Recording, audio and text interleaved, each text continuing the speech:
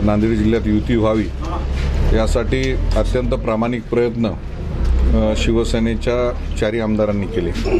तिन्ही आमदार माननीय अशोक चव्हाण साहेब यांच्या घरी दोनदा जाऊन आले आणि जिथं सेनेचा आमदार आहे तिथं 60% जागा आणि बाकी ठिकाणी 20% जागा द्याव्यात असा प्रस्ताव ठेवला, परंतु त्यांनी सांगितलं की एकही जागा देऊ शकत नाही आणि त्याच्यामुळं ही युती तुटलेली आहे आणि नाईलाजाने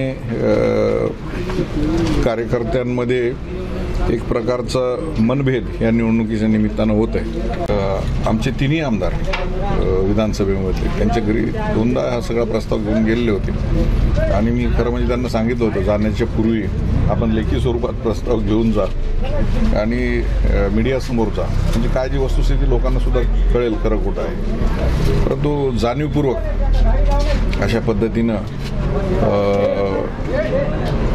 युती करायची नाही आणि पैशाचा वापर करून कार्यकर्ता जमात नष्ट करायची हा प्रयोग अनेक वर्षापासून नांदेड जिल्ह्यामध्ये चालू आहे आणि तोच प्रयोग या नगरपालिकेच्या निवडणुकीच्या निमित्तानं होत आहे। काही दिवसांत 100% कारणीभूत चव्हाण साहेबच आहेत, कारण कसं आहे की मी म्हणेल तसंच जिल्ह्यामध्ये प्रत्येक पक्षानं चाललं पाहिजे अशा पद्धतीची भूमिका त्यांची सातत्यानं राहिलेली आहे। परंतु प्रत्येक पक्षाचे कार्यकर्ते मोठ्या प्रमाणात आहेत। शिवसेनेसारखा पक्ष आज नांदेड जिल्ह्यामध्ये 4 आमदार आम्ही जवळपास त्यांच्या बरोबरीमध्ये आहोत आणि सातत्याने शिवसेनेचे 3-4 आमदार इथे राहिलेले आहेत। त्यामुळं सन्मानपूर्वक जर युती झाली असती 20% जागा म्हणजे जागाच किती आहेत, 4-5 जागा आम्ही मागितल्या होत्या, त्या जर दिल्या असत्या वेगळं चित्र आज निर्माण झालं असतं आणि कार्यकर्त्यांना एक बळ मिळालं असतं।